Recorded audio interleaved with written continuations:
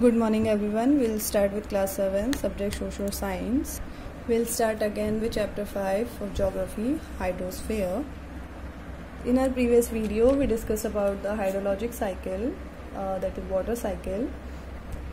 Then we discussed about the circulation of ocean water, waves, tides. So today we are going to discuss about ocean currents. So first we talk about ocean currents, then we'll move forward.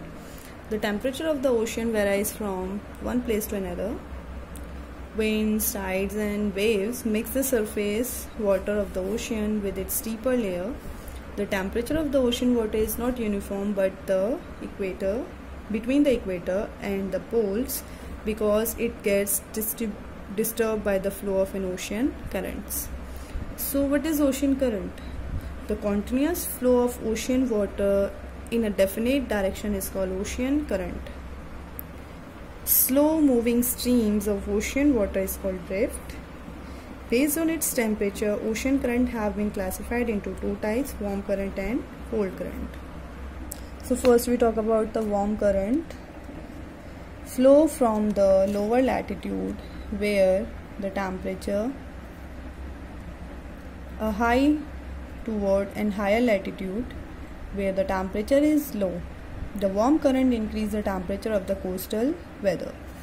So next is cold current. Flow from the polar region toward the equatorial region or lower latitude. The cold current make the weather cooler in the coastal areas. Look at this. There are the important warm and cold currents.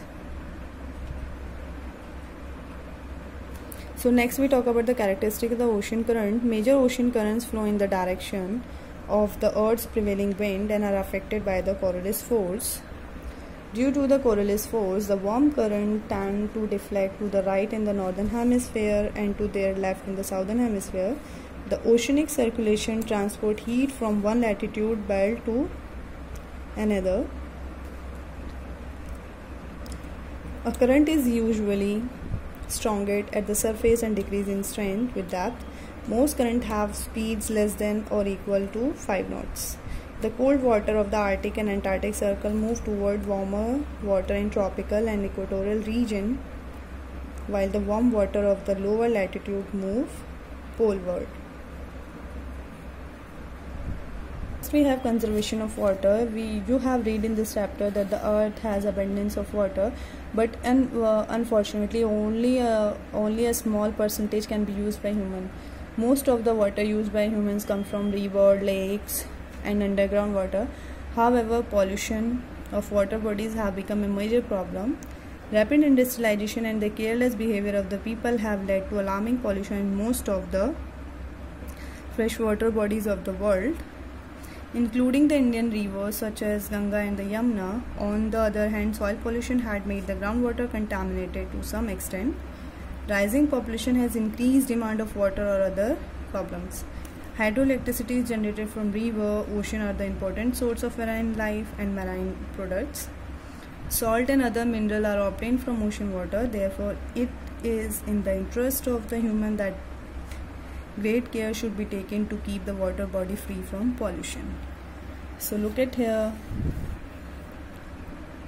It's your homework.